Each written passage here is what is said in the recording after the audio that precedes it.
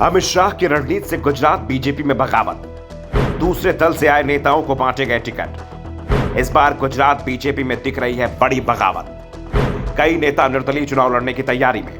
राजनीति और जंग में एक नियम कॉमन होता है, हमेशा खुद को मजबूत बनाए रखो, साथ ही अपने दुश्मन पर भी नजर बनाए रखो, उसे कभी मजबूत मत होने दो।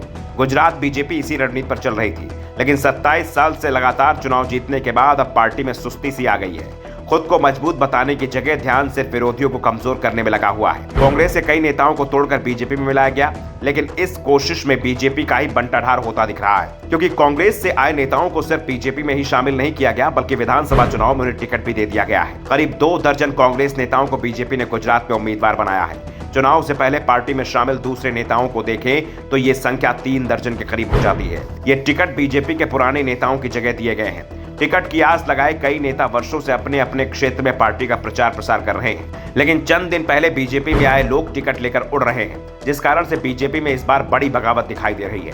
गुजरात बीजेपी में मोदी युग के बाद पिछले 15 साल में सबसे बड़ी बगावत दिखाई दे रही है। 2007 के विधानसभा चुनाव में केशुभाई के समर्थन में बीजेपी में बगावत हुई थी, लेकिन तब गुजरात के सीएम नरेंद्र मोदी थे और उन्होंने आसानी से इस बगावत और बगावत करने वाले नेताओं को ठिकाने लगा दिया।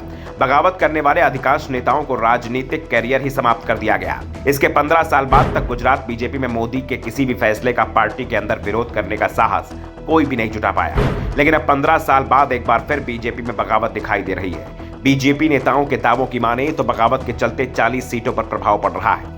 गुजरात के हर हिस्से में बगावत का असर दिख रहा है। करीब 1 दर्जन विधायक और पूर्व विधायक खुलकर बगावत कर रहे हैं और इसका सबसे बड़ा नुकसान होते हुए दिखाई दे रहा है। इसलिए गुजरात में अमित शाह को भी डेरा डालना पड़ा। बागियों को मनाने के लिए उन्होंने अपनी पूरी ताकत झोंक रखी है। शाह को भी इस बात का एहसास है कि बागी दल बदलुओं को टिकट देने से नाराज हैं, इसलिए बागियों को मनाते समय नरम रुख अपनाया जा रहा है। सरकार बनने पर उन्हें अच्छी जगह एडजस्ट करने की बात कही जा रही है। शाह डायरेक्ट बागियों से बात कर रहे हैं। दावा तो यहां तक हो रहा है कि जरूरत पड़ेगी तो पीएम मोदी से भी बागियों की मुलाकात कराई जा सकती है। बीजेपी गुजरात में कोई रिस्क लेने को तैयार नहीं है, क्योंकि गुजरात हारे तो इसका असर 2024 के लोकसभा चुनाव पर पड़ेगा। पीएम मोदी की छवि पर भी इसका असर दिखाई देगा, क्योंकि बीजेपी में मोदी काल शुरू होने के बाद पार्टी गुजरात में कोई चुनाव नहीं हारी है, जबकि नरेंद्र मोदी ने खुद ही 8 साल से गुजरात में कोई चुनाव नहीं लड़ा है। 2014 में पीएम मोदी गुजरात की वडोदरा सीट से चुनाव लड़े थे और चुनाव जीतने के बावजूद उन्होंने इस्तीफा दे दिया था। इसके बाद वो फिर गुजरात से कोई चुनाव नहीं लड़े।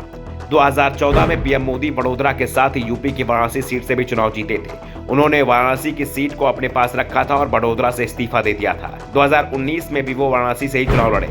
ऐसे में गुजरात पर पीएम मोदी की पकड़ थोड़ा ढीली पड़ी, जिस कारण से राज्य बीजेपी में इस बार बगावत दिख रही है। ब्यूरो रिपोर्ट, द नव दर्पण न्यूज।